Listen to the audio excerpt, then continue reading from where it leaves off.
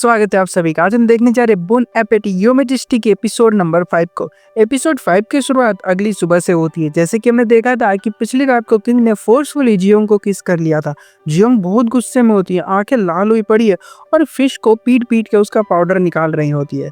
और सब डरे हुए हैं कि आखिरकार इसको हो क्या गया। सुनने में ये भी आया है कि ये रात भर से यहाँ पर ये पिटाई कर रही है फिश की, लेकिन हुआ क्या है इसको। गेल भी पूछना चाहती है क्या हुआ था, तुमने इस मरी हुई मच्छी को पीट पीट के दोबारा से क्यों मार डाला। जियोंग एक्चुअल में हैंगओवर सूप बना रही होती है किंग के लिए, लेकिन चाहती है कि उसमें जहर डाल के किंग की जान ले लूं मैं। यहाँ किंग हैंगओवर में होते हैं, लेकिन लास्ट नाइट का उनको कुछ भी याद नहीं होता। ऊपर से जियोंग गुस्से में किंग को ही देखे जा रही होती है और अपनी आंखें लाल कर ली होती है इसने रात भर पिटाई कर करके फिश की, और बोलती कि महाराज आप इसको पी लो, ये एक फ्रेश फिश सूप है। किंग ने कहा कि हाँ ये तो काफी टेस्टी लग रहा है, लेकिन इसके अंदर फिश कहाँ पर है। जियोंग बोलती है मैंने तो उसको मार मार के पाउडर बना दिया। डेंजरस तरीके से बोल रही होती है कि और पियोगे आप। किंग काफी डर गए होते हैं और सबको बाहर भेजकर बोलने लग गए कि रात को क्या हुआ था। जियोंग ने कहा कि आप भूल गए क्या महाराज, सच में आपने मुझे पकड़ा था और अपने पास बुलाया। किंग को यकीन नहीं हो रहा होता कि सच में ऐसा हुआ होगा। जियोंग यहाँ से जाने लग गई। किंग ने पकड़ कर कहा कि सच सच बताओ क्या हुआ था। जियोंग इनको प्यार से समझाती है कि देखो आप मेरे आइडियल टाइप नहीं हो, मैं किसी और तरह के लड़कों को पसंद करती हूँ। किंग को समझ नहीं आ रहा होता कि आखिर क्या बोल रही है। जियोंग ने कहा कि आप मुझे बस अपनी कुक की नज़र से देखा करो और किसी नज़र से नहीं। किंग काफी कंफ्यूज होते, इसलिए हेडसअप को बुलाकर पूछने लग गए कि क्या हुआ था, और इन्होंने शर्माते हुए बताया कि आप दोनों की किस हो गई थी रात को। किंग की बोलती बंद हो गई होती है, इन्हें याद आ रहा होता है सब कुछ और अब शर्म से लाल हो गए होते हैं। बाहर जियोंग गुस्से में लाल हुई पड़ी और जा रही होती है।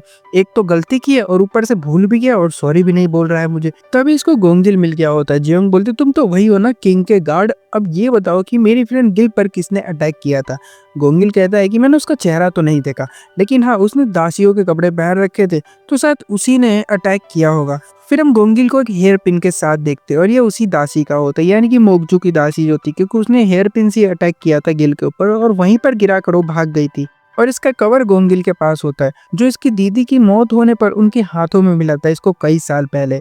उन्हें सालों पहले मार दिया गया था जब वो महल में गई थी, और उसी टाइम पर किंग की मदर को भी मारा गया था, और वो किंग की मदर की काफी क्लोज दासी हुआ करती थी। गोंगिल अब इस हेयर पिन वाली को खोज रहा होता है क्योंकि इसको लगता है कि इसी ने इसकी दीदी को मारा होगा। या मोगजू की दासी उसको सब कुछ बता रही होती है। मोगजू अलग अलग स्टोरीज बनाने लग जाती है दिमाग के अंदर, और इसको अब लगने लग गया होता है कि जियोंग को पसंद करता है गोंगिल, तभी तो उसको बचाने आया था, वरना हेल्प क्यों करेगा उसको। ऐसे में तो जियोंग को मारना और भी मुश्किल हो जाएगा हमारे लिए, क्योंकि वो उसके पीछे घूमता रहेगा। दूसरी तरफ चीफ किंग के पास रिपोर्ट लेकर आए होते हैं। कुछ मेडिसिन को इलीगल तरीके से बेचा जा रहा होता है और इन लोगों के पास बहुत ही कम मेडिसिन पहुंच रही है। पड़ोसी देश के राजा मिंग जो है वो अपने एक दूत को बहुत ही जल्दी इस मुद्दे पर बात करने के लिए इनके राज्य में भेजने वाले किंग से मिलने के लिए, और उनका काफी जोरों शोर से स्वागत भी किया जाएगा। किंग ने कहा अच्छा हाँ ये वही है ना जो औरतों की स्मगलिंग करने में हमारी हेल्प नहीं करता था, यहाँ पर क्यों आ रहा है वो, क्या जरूरत है उसको आने की, और कुछ उसके स्वागत करने की जरूरत नहीं, सब कुछ नॉर्मल तरीके से होगा। चीफ ने कहा ओके, लेकिन एक खबर आई है कि आपने जियोंग के साथ कुछ किया था रात को, जैसे कि किस, और ये बात हेड ने इसको भी बता दी होती है। किंग उसको घूर रहे होते। किंग ने कहा हाँ तो मैं किंग हूँ, मेरी किस बस किस्मत वालों को ही मिलती है, मैंने उसकी जान बचाई थी, उसको थैंक यू बोलना चाहिए था, लेकिन गुस्से में घूम रही है। चीफ ने कहा तो उसको कुछ गिफ्ट दे दो ताकि वो ठीक हो जाए। किंग ने कहा दिया तो था कल रात को।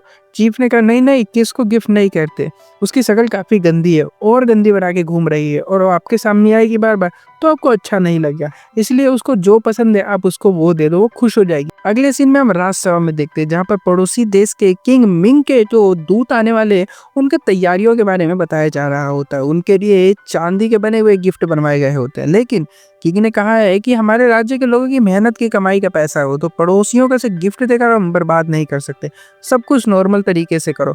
तभी हेड बोलते हैं कि मोगजू आपसे मिलना चाहते हैं, लेकिन किंग ने कहा कि मुझे उससे नहीं मिलना है। यह मोगजू पूरी तरह से तैयार हो गई होती कि आज तो किंग आएंगे और उनको अपने हुस्न के जाल में फंसा ही लूंगी, लेकिन किंग को याद है कि कैसे इनकी मदर को घसीट घसीट कर राजमहल से बाहर फेंका गया था, और याद करते हुए गलती से ये किचन में घुस गए होते हैं, फिर वापस आ गए होते हैं और सोच रहे होते हैं कि मेरी मॉम को जिसने मारा है मैं उसका कैसे पता लगाऊं, क्योंकि जो ये जानकारी दे सकता था एक तो वो मारा गया और जो दूसरा था वो पता नहीं कहाँ गायब है, या तो वो भाग गया या तो उसको किसी ने किडनैप कर लिया है। और आज खाने से मना कर रहे होते क्योंकि इनका मूड बहुत खराब है।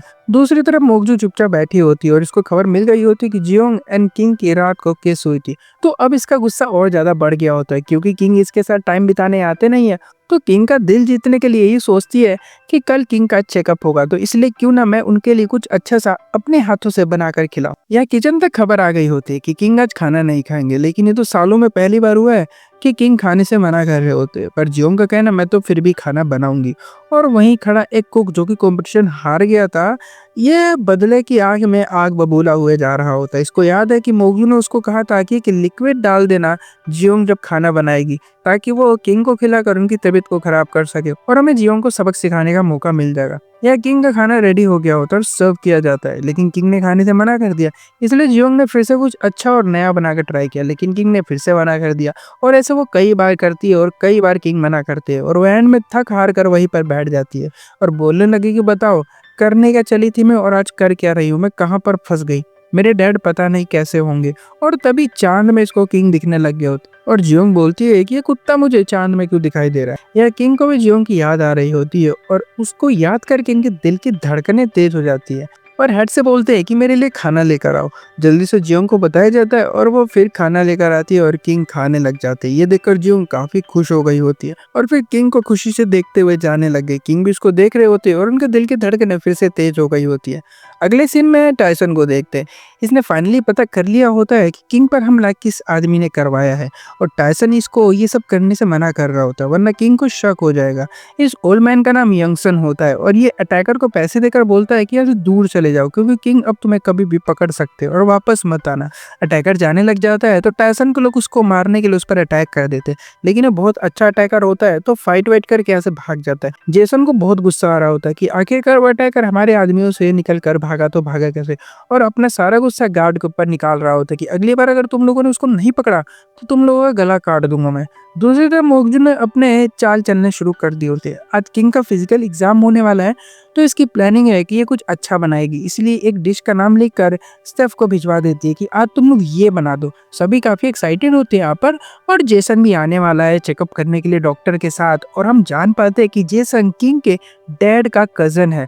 जियोंग को याद आ रहा होता है कि हिस्ट्री में जेसन के बारे में इसने स्टडी की थी और वही है जो बाद में जाकर शायद राजगद्दी पर कब्जा कर लेगा। इधर मोगजू की दासी ने वो नोट लाकर शेफ मंसू को दे दिया होता है और कहती है कि किंग के लिए स्पेशल बनाना है। यह जियोंग ने सभी शेफ को इकट्ठा किया होता है क्योंकि स्पेशल डे है तो स्पेशल खाना बनेगा, लेकिन मंसू आकर कहता है कि मोगजू ने कुछ और बनाने का ऑर्डर दिया है। जियोंग ने कहा कि नहीं, ये ऑर्डर किंग की तरफ से नहीं आया, तो जो हमारा मन करेगा हम वही बनाएंगे। और ये लोग मिलकर बनाते भी कुछ अलग। फिर मोगजू भी आती है किचन के अंदर और इसका खाना टेस्ट करती है, कहते अच्छा बनाया है तुमने, और जाते हुए गिरा देती है। जियोंग को तो बहुत गुस्सा आ रहा होता है इसके ऊपर। दूसरी तरफ जेसन एंड डॉक्टर किंग का चेकअप कर रहे होते हैं। किंग एकदम फिट एंड फाइन है। फिर खाना लाया जाता है। मोगजू स्पेशल खाना लेकर आई होती है पर किंग तो बस जियोंग को देख रहे होते हैं। किंग ने कहा कि दो दो डिश क्यों आई है। मोगजू ने कहा कि एक डिश तो मैंने बनवाई है लेकिन ये दूसरी बाकी शेफ ने मिलकर बनाई है। जेसन भी जियोंग को जानता है और इसका डिश चखना चाहता है, काफी तारीफ कर रहा होता है। तभी मोगजू अपने डिश के बारे में बताने लग जाती है और फिर दोनों ने खाने को टेस्ट किया। खाना अच्छा बनाया गया था, बहुत टेस्टी था।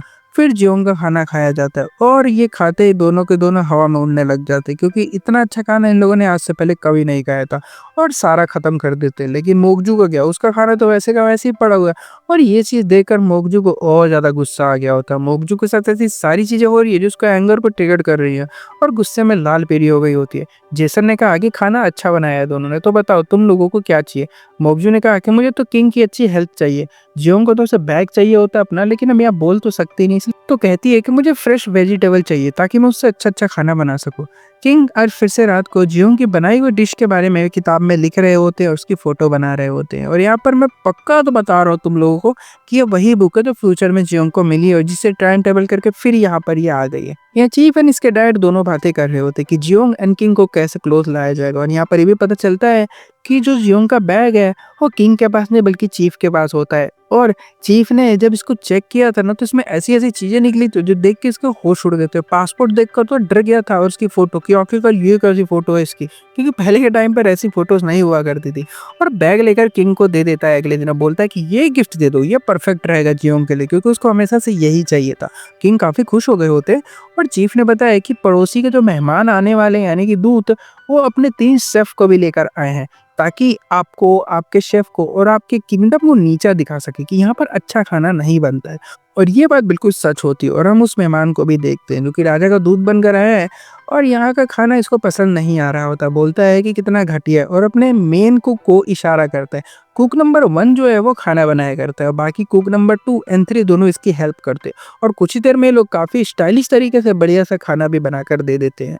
और दूत ने किंग के पास खबर पहुँचवा दी होती है कि जाओ बोल देना अपने राजा से कि इस राज्य का खाना तो मैं नहीं खाऊँगा क्योंकि वो बहुत खराब है। दूसरी तरफ जियोंग की विश पूरी हो गई होती है। हेड इसको लेकर एक ऐसी जगह आए होते हैं जहाँ पर फ्रेश सब्जियाँ और फल उगाए जाते हैं। जियोंग इस जगह आकर बहुत खुश हो गई होती है क्योंकि हिस्ट्री में इसने इस जगह के बारे में पढ़ाई कर रखी है। तभी किंग आ गए होते हैं और कहते हैं कि अच्छी जगह है ना, लेकिन केयरफुल रहना, जहाँ पर निशान लगा उधर मत जाना क्योंकि वहाँ पर जहरीले प्लांट उगे हुए हैं।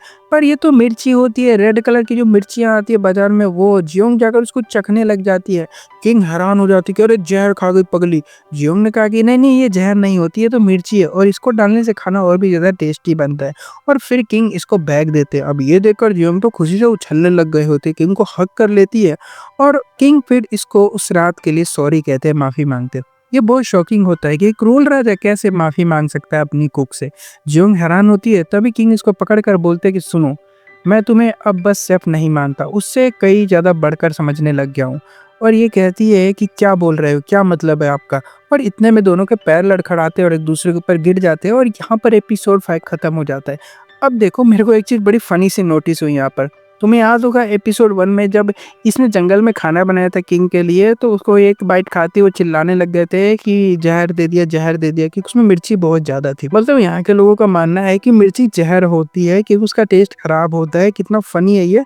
मतलब किंग ने भी कभी ना कभी मिर्ची ट्राई की होगी, जब भी उन्होंने वहाँ चखा था ना तो कहते ज़हर दे दिया, ज़हर दे दिया इसने मेरे को। जबकि वो खाली नॉर्मल मिर्ची थी। इन लोगों को मिर्ची का यूज़ नहीं पता होगा, शायद हो सकता है ड्रामे कर लें, बाकी मिर्चियों का यूज़ तो काफ़ी पहले से होता आ रहा है। ओके, वीडियो अगर अच्छी लगे तो वीडियो को लाइक कर देना, चैनल को भी सब्सक्राइब कर देना कि आगे के पार्ट्स को देखने के लिए। मिलता हूँ तब तक के लिए, बाय।